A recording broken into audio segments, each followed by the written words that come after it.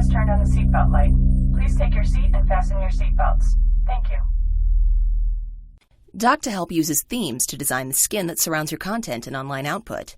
A theme controls the button display and labels, icons, colors, and much more.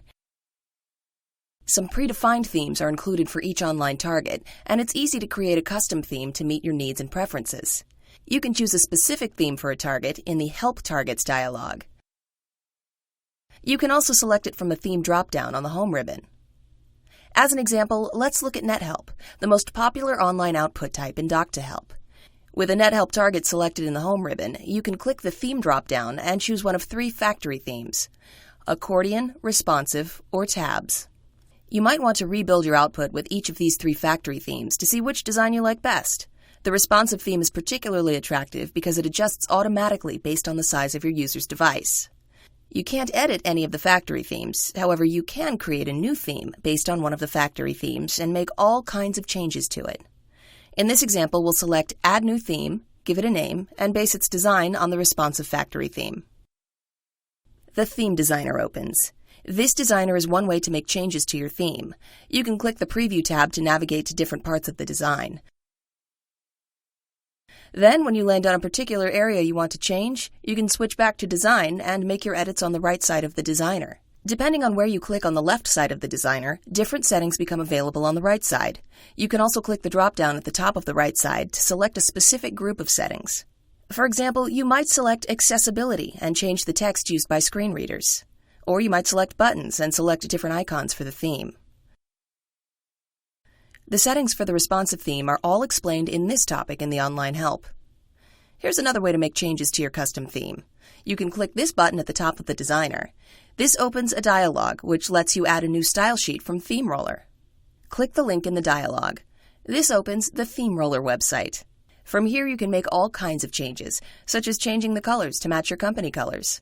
You can click this link, which lets you choose a very specific color. For example, the primary color for the MadCap Doc2Help application is the hex number 70C0A9. We know this because we asked our graphics people, and graphics people always know about things like hex numbers.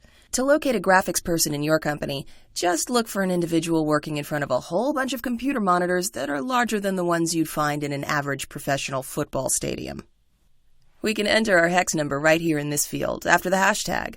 You might need to click away from the pop-up and back on the link again, but the color should be shown in this area. You can then click this color and drag it below to replace the default color. You can drag colors to change all different parts of the design. For more information about working with the jQuery mobile theme roller, see this website. When you're done making your color changes, as well as any other changes you want to make, click the Download button at the top. This lets you give your new theme style sheet a name and download it to a zip file. After you do this, go back to Doc2Help. In the Add New Style Sheet wizard, click the Browse button and choose the zip file you just downloaded. By default, it will be located in your Downloads folder and will begin with the words jQuery Mobile Theme, followed by some numbers. When you finish the wizard, your style sheet will be loaded into the Theme Designer. Notice that it's selected at the top of the Style Sheet field. If you're happy with your changes to the theme, click OK. But there's one more place where you can make some changes to your theme. On the Home ribbon, click the Theme drop-down and select Theme Wizard. On the first page of the NetHelp Theme Wizard, select the basic layout. In our example, we selected Responsive. Then click Next. On the next page of the wizard, your custom style sheet should already be selected. If it isn't, choose it from the drop-down. Then click Next.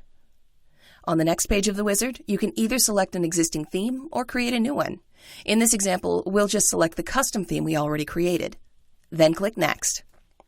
On the next page of the wizard, you can make a few changes related to basic branding of your output. First of all, you might want to choose an icon file.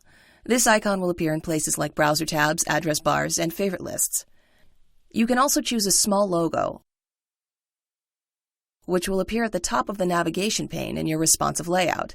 For best results, you should keep the logo smaller than around 40 pixels high by 300 pixels wide. You can have your graphics people create the logo for you on their enormous monitors. You can also make minor adjustments to the header and text areas on this page. Then click Next.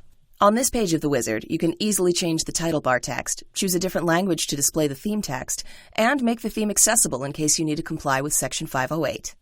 Then click Next and Finish. And that's it.